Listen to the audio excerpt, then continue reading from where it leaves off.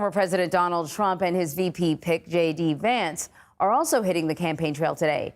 Trump is set to make remarks on the economy in Asheville, North Carolina, while Vance holds a rally in Byron Center, Michigan. Meanwhile, Trump is facing labor charges from the United Auto Workers Union.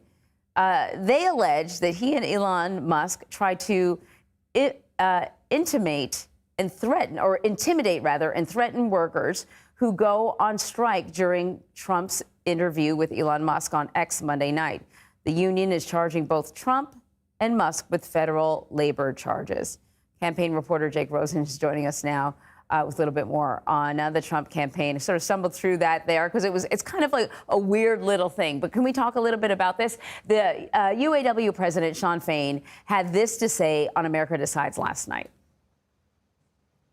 The rich keep getting richer at the expense of the working class. And people like Donald Trump and Elon Musk, they sneer at labor law, but they don't care about labor law because they don't care about working class people. Employers need to be held accountable in this country when they break the law. It is a federal right of workers to go on strike, and they cannot be fired for that. But, you know, people like Donald Trump and Elon Musk, they laugh about firing people because they can care less about people and about their jobs and what they do to their careers. So just so people know, you know, there's a federal law against threatening employees who want to strike. You can't do that. How is the Trump campaign reacting to this? Right, Anne-Marie, and thank you for having me on. We'll have to see exactly what happens with this lawsuit filed by UAW, but the Trump campaign called the lawsuit, a senior advisor did, frivolous and a political stunt by a Democratic leader, obviously Shawn Fain, who's come out in favor of President Biden and Vice President Harris.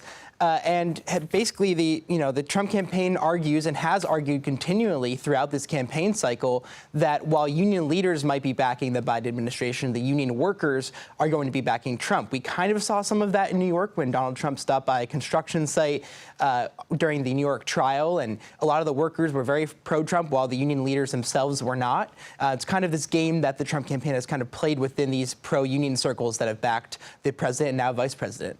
Yeah, and I didn't listen to the entire conversation between Elon Musk and Trump because it went on for a rather long time. But if I recall, like, part of what was happening was Donald Trump was praising Elon Musk for his hardline approach to his own employees who wanted to strike. And so we'll see how that lawsuit all pans out. Meanwhile, Nikki Haley is really trying to get Trump to maybe turn down his rhetoric a little bit.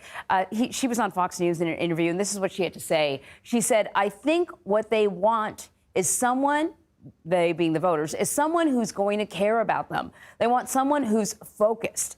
This is a winnable election, but you need to focus.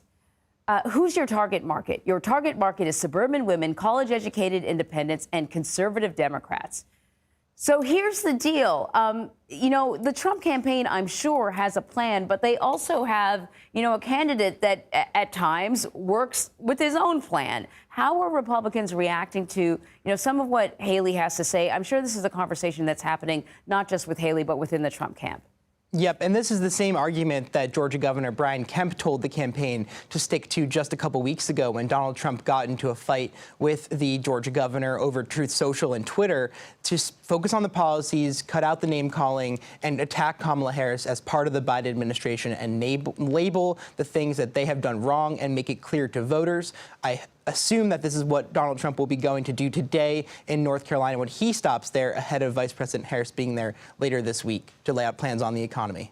We'll see. We'll be watching. Jake, thank you very much.